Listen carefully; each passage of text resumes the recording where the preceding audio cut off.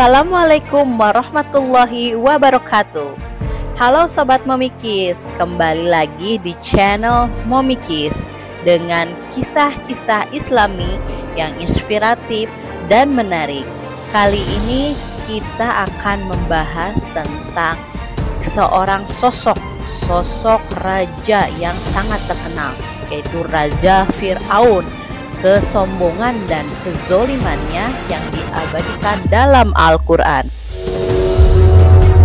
Kata Fir'aun berasal dari bahasa Arab dan dalam ejaan bahasa Inggris adalah Pharaoh yang diambil dari bahasa Mesir dalam tulisan hieroglif, yaitu Fer-A yang berarti rumah besar atau istana. Dalam Ensiklopedia Britannica, sejak dinasti ke-22 sekitar tahun 945 sampai 730 sebelum Masehi, istilah Fir'aun digunakan sebagai sinonim dari kata raja yang berada di bawah kerajaan baru dalam istana kerajaan di Mesir kuno.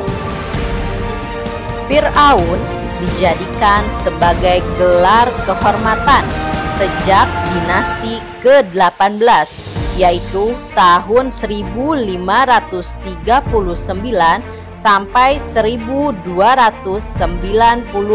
sebelum Masehi. Bagi penduduk Mesir kuno, Fir'aun dianggap sebagai setengah manusia dan setengah dewa. Terdapat beberapa pendapat di kalangan sejarawan mengenai siapa Fir'aun pada masa Nabi Musa alaihi salam. Namun dari beberapa pendapat tersebut, di dalam bukunya Fir'aun Undercover Sejarah Lengkap Musuh Para Nabi karya Alvarez Abdul Razak Al-Hafiz menyatakan bahwa Fir'aun pada zaman Nabi Musa alaihi salam adalah Fir'aun Ramses II, yaitu tahun 1279 sampai 1212 sebelum Masehi, dan Fir'aun Merenpah 1212 sampai 1202 sebelum Masehi. Fir'aun Ramses II terkenal dengan program-program pembangunannya yang kolosal dan patung-patung dirinya yang terdapat di seluruh Mesir. Ia juga dikenal sebagai Fir'aun penindas. Namun, tidak dijelaskan secara rinci nama dari Fir'aun pada masa Nabi Musa alaihi salam dalam Al-Quran. Hanya beberapa ciri-cirinya yang dijelaskan. Pertama, ada Ramses II. Dalil dan bukti tentang Ramses II, yakni Raja Fir'aun yang disebut merupakan raja paling agung di zaman Mesir kuno, di mana selama itu zaman Mesir kuno belum pernah mengalami kemakmuran semakmur itu. Namun, pada saat kepemimpinan Ramses II, Mesir kuno berada pada masa kejayaannya. Itu juga yang dijelaskan dalam Al-Quran, di mana Fir'aun menjadi pemimpin saat Mesir berada pada masa kejayaan. Dan setelah Nabi Musa datang, Fir'aun ini mati dan kerajaannya menjadi hancur. Hanya Ramses II yang punya patung sejajar dengan dewa. Kuil agung milik Ramses II ini tidak hanya dibangun patung dewa saja, tapi juga ada patung dirinya sendiri, yakni Ramses II duduk sejajar dengan para dewa. Qudsul Aqdas adalah kuil paling suci dan hanya bisa dimasuki oleh para raja dan pemuka agama Mesir kuno saja. Biasanya Qudsul Aqdas hanya berisi patung dewa-dewa saja. Sehingga para ahli menafsirkan Ramses II ini termasuk Fir'aun yang menganggap dirinya Tuhan, seperti dalam Al-Quran surat An-Nazi'at ayat 24 disebutkan Fir'aun pernah mengatakan, "Akulah Tuhanmu yang maha tinggi."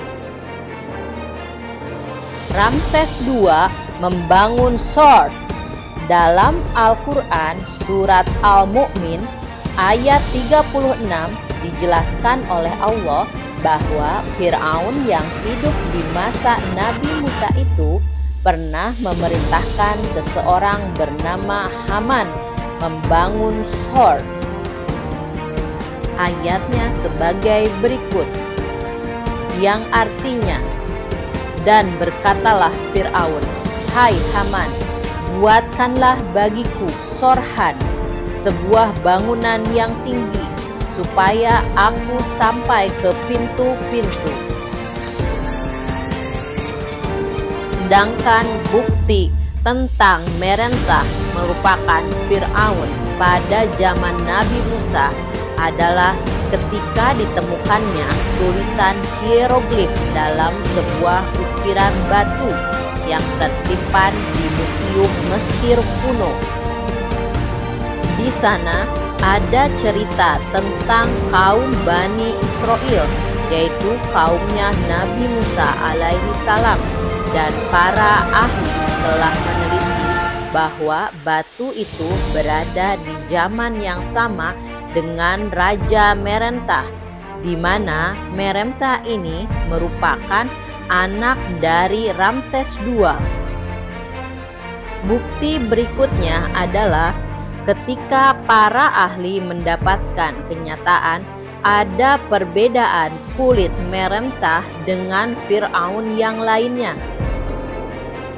Kulit Merentah terlihat berbeda karena ternyata ditemukan kadar garam yang lebih tinggi dari Fir'aun lainnya. Ramses II bernama Walid bin Mus'ad bin Ma'an.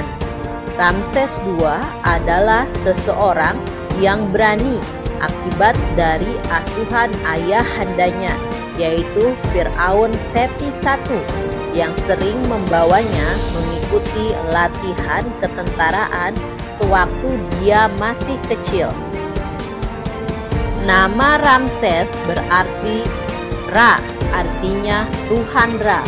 Meses artinya kelahiran. Maka nama ini berarti kelahiran Tuhan Ra. Fir'aun Ramses II merupakan putra dari Fir'aun Seti I, sehingga ketika Fir'aun Seti I tewas, Fir'aun Ramses II meneruskan tahta sebagai pemimpin Mesir yang baru. Ia memimpin Mesir dalam kurun waktu paling lama di antara Fir'aun-Fir'aun yang lain, yaitu selama 67 tahun. Fir'aun Merenpa merupakan cucu laki-laki dari Fir'aun Seti I, yang berarti ia merupakan putra dari Fir'aun Ramses II. Fir'aun Merentah mewarisi tahta setelah kematian Fir'aun Ramses II, yaitu pada usia 60 tahun. Ia menjadi pemimpin Mesir mulai tahun 1212 sampai 1202 sebelum Masehi.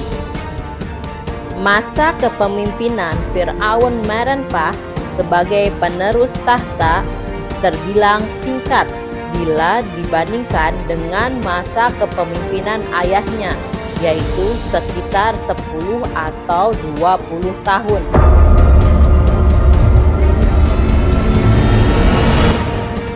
Fir'aun zaman Nabi Musa alaihi salam terkenal sebagai raja yang sangat biadab dan kejam kepada rakyatnya, terutama kepada kaum Bani Israel. Kisah kekejaman Fir'aun terhadap Bani Israel diceritakan dalam Al-Quran, diantaranya dalam surat Al-Qasas, surat Al-Baqarah, dan surat Toha. Bani Israel pada awalnya merupakan bagian dari kelompok masyarakat terbaik di Mesir. Namun sayangnya mereka dipimpin oleh seorang raja yang zolim, durhaka, melampaui batas, dan kafir. Hal ini sebagaimana dijelaskan oleh Allah Subhanahu wa Ta'ala dalam surat Al-Qasas ayat 4 yang berbunyi, artinya, sesungguhnya Fir'aun telah berbuat sewenang-wenang di bumi dan menjadikan penduduknya berpecah belah. Dia menindas segolongan dari mereka, yaitu Bani Israel. Dia menyembelih anak laki-laki mereka dan membiarkan hidup anak perempuannya. Sesungguhnya dia, Fir'aun, termasuk orang-orang yang berbuat kerusakan. Menurut tafsir Ibnu Katsir, maksud kekejaman Fir'aun dalam ayat tersebut adalah bertindak di luar batas, zolim, dan sewenang-wenang demi menuruti nafsu duniawi. Fir'aun juga telah menyimpang dari ajaran Tuhan. Beberapa kekejaman Fir'aun sebagaimana diterangkan Ibnu Katsir adalah menjadikan penduduk di negerinya terpecah belah. Ia membeda-bedakan rakyatnya atas dasar strata sosial dan kelompok tertentu.